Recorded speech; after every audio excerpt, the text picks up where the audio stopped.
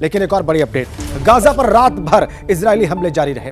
Missile के जरिए Gaza पर इजराइल ने निशाना साधा और हमास के ठिकानों को निशाना बनाया। इमारतों के बीच इजरायली मिसाइलें गिरी हैं नॉर्दर्न गाजा में।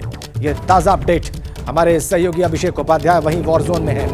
अभिषेक का हम बात कर रहे थे, इस बीच में डिप्लोमेटिक एफर्ट्स भी चल रहे हैं, सायरन बज रहे हैं, रॉकेट गिर रहे हैं, बॉम्बिंग हो रही है, लेकिन अमेरिकी रक्षा मंत्री, विदेश मंत्री वहीं पर हैं।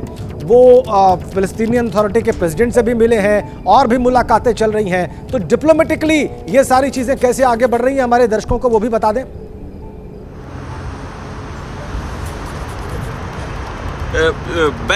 जो बैक चैनल डिप्लोमेसी है वो यहाँ पर बिल्कुल पूरी तरह से एक्टिवेट है और अमेरिका की ओर से ये कोशिश की जा रही है कि इसमें दूसरे प्लेयर वो एक्टिवेट ना होने पाए, खासतौर पर ईरान। और इसीलिए लगातार यहाँ पर अमेरिका के जो मंत्री हैं वो यहाँ पर आ रहे हैं, उनकी बातचीत चल रही है। और दूसरा पहलू ये भी है कि इजराइल को जो मदद चाहिए हमास से लड़ने में, उसमें उसे कोई समस्या नहीं आने पाए, ये भी कवायद की जा रही है। देखिए यहाँ जो अभी डिप्लोमेसी का लेवल है जिसकी आप बात कर रहे हैं, उसका सबसे बड़ा पहलू है कि जो मिडिल ईस्ट में इसको लेकर के अरब बनाम इजराइल का डिवीजन है, वो अरब देश कहीं हमास के पक्ष में एकजुट ना हो जाएं, कहीं ऐसा ना हो कि ये लड़ाई जो है इजराइल बनाम सीरिया, जॉर्डन और इसके अलावा लेबनान और उसमें सऊदी अरब, कतर जैसे देश भी कूद पड़े। अगर ये होता है तो दायरा बढ़ जाएगा, और अगर ये होता है तो आप सोचिए कि रूस और यूक्रेन का जो वार था ये उसका नेक्स्ट लेवल होगा। और यहाँ पर अमेरिका के इंटरेस्ट हैं। तो कुल मिलाकर के जो मिडिल ईस्ट में अमेरिका का इंटरेस्ट है, जिस तरह से इजराइल उसका साझेदार है,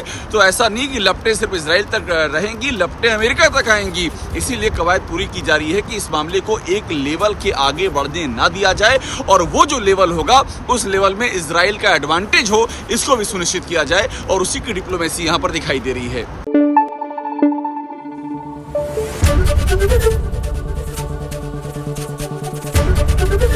एबीपी न्यूज आपको रखे आगे।